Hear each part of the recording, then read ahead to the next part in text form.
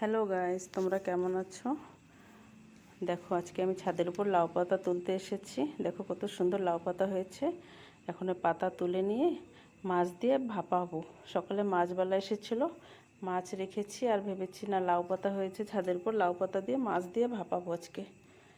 তাই পাতাগুলো তুলতে এসেছি। পাতাগুলো খুব সুন্দর কচি কচি পাতা। এখন পাতাগুলো তুলে নিয়ে যাই। পাতা তোলা হয়ে গেছে। দেখো যে কত সুন্দর পাতা তুলে নিয়ে এখন আমি ঘরে যাচ্ছি। এখন আমি পাতাগুলো সুন্দর করে পরিষ্কার করে নেব। বর্ষার দিনে তো কোনো ভরসা নেই, পোকা টোকা থাকতে পারে। অবশ্য পরিষ্কার আছে, কিছু পোকামাকড় নেই। পাতাগুলো আমার বাছা হয়ে গেছে। এখন আমি পাতাগুলো সুন্দর করে ধুয়ে নেব। পাতাগুলো আমার ধোয়া হয়ে গেছে, মাছও ধুয়ে রেডি করে নিয়েছি। এখন মাছের জন্য আমি মশলা রেডি করব। যে মশলার ভিতর সাদা সর্ষে, কালো সর্ষে আর জিরে নিয়েছি। এটা এখন আমি মিক্সিতে বেটে নেব। আজকে পেঁয়াজ রসুন আদা কিছু দেব না, খালি জিরে আর সর্ষে দিয়ে রান্না হবে মাছটা। এর ভিতর দিয়ে দিলাম এই যে হলুদ গুঁড়ো, লবণ আর লঙ্কার গুঁড়ো আর একটু ধনে জিরের গুঁড়ো দিয়ে এখন আমি জল দিয়ে মশলাটা আমি সুন্দর করে বেটে নেব। এখন এদিকে আমি পাতা রেডি করে নিয়েছি। এর উপরে মাছগুলো আমি মাখাবো। দেখো পাতাগুলো কত সুন্দর করে সাজিয়ে নিয়েছি। এখন এর উপরে মাছটা দিয়ে দিলাম। মাছটা আমি আলাদা করে ডেকচিতে মাখিয়ে নিতে পারতাম, ভাবলাম থাক পাতার উপরে মাখিয়ে দিই একসাথে। এখন মশলাগুলো মাখিয়ে নেব। এখন মশলাগুলো বেটে রাখা মশলা দিয়ে মাছটা সুন্দর করে আমি মাখিয়ে নিলাম। সুন্দর করে মশলা মাছের গায়ে মাখায় নেব। তারপরে উপরে দিয়ে দেবো কাঁচা সরষের তেল। তেল একটু বেশি করে দিতে হবে। তেল একটু বেশি করে দিয়ে একটু মাছটা সুন্দর করে আর একটু মাখিয়ে নেব।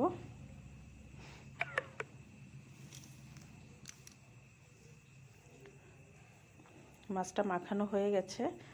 এখন এটা আমি সুন্দর করে বেঁধে নেব পাতাটা। দেখো মাখানোটা কত সুন্দর হয়েছে।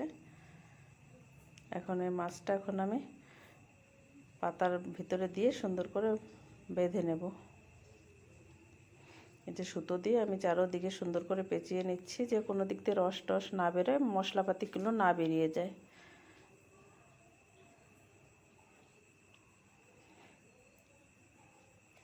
এখন এটা আমার বাঁধা প্রায় হয়ে গেছে। সুন্দর করে চারোদিকে সুন্দর করে পেঁচিয়ে দিয়েছি সুতো। এটা এখন রেডি করে আমি তারপরে কুকারটা রেডি করব। আগে মার হাতে খেতাম যে লাউ পাতা আর মাগুর মাছ দিয়ে রান্না করতে অনেক ভালো লাগতো খেতে। সেরকম তো আর এখন হয় না। এখন যখন পাতা থাকে তো তখন মাগুর মাছ থাকে না, এরকম করে হয় না। আজকে যে মাছ পেয়েছি সেই মাছ দিয়ে করলাম, দেখি কেমন লাগে খেতে। এই দেখো রেডি হয়ে গেছে। এখন কুকারের ভিতরে একটু জল দিয়েছি, তারপর একটা বাটি বসিয়ে দিয়েছি আর ওর উপরে দিলাম এই যে লাউ পাতার পুটলিটা ওর উপরে দিয়ে দিয়েছি। এখন কুকার ঢেকে দিয়ে একটা 3-4টা হুইসেল মারবো।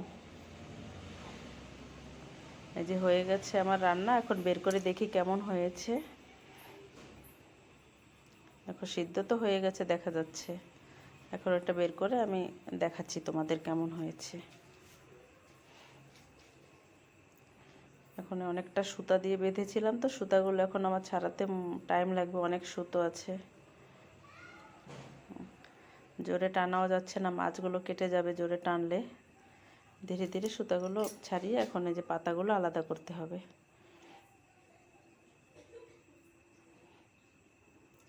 পাতাগুলো আলাদা করে মাছটা এক সাইড করতে হবে আর পাতাগুলো আলাদা করে বেটে নিতে হবে। এটা শিল নোড়াতে বাটলে ভালো লাগে পাতাগুলো খেতে। তা এখন আর ওসব হয় না, এখন মিক্সিতে আমি বেটে নেব। অনেকটা গরম আছে, একটু ঠান্ডা হোক ধীরে ধীরে। একটু ঠান্ডা হয়ে গেছে। এখন এটা আমি একটু সাইড করে দিলাম। মাছটা সাইড করে দিয়েছি, পাতাগুলো ব্যাক সাইড করে এখন এই পাতাগুলো আমি বেটে আনবো। তোমরা এরকম করে রান্না করে খেয়ে দেখো, দারুণ লাগে খেতে। মাছের তো অনেক রকম করে খাওয়া হয়, লাউ পাতা দিয়ে, কুমড়ো পাতা দিয়ে। লাউ পাতা দিয়েও খেয়ে দেখো, যদি কেউ না খেয়ে থাকো একটু রান্না করে একবার খেয়ে দেখো, দারুণ লাগবে খেতে। এই যে পাতা বেটে নিয়ে এসেছি। দেখো দেখতে কত সুন্দর, খেতেও দারুণ হয়েছিল। লাউ পাতা তো সারা বছরে পাওয়া যায় না, এই সিজন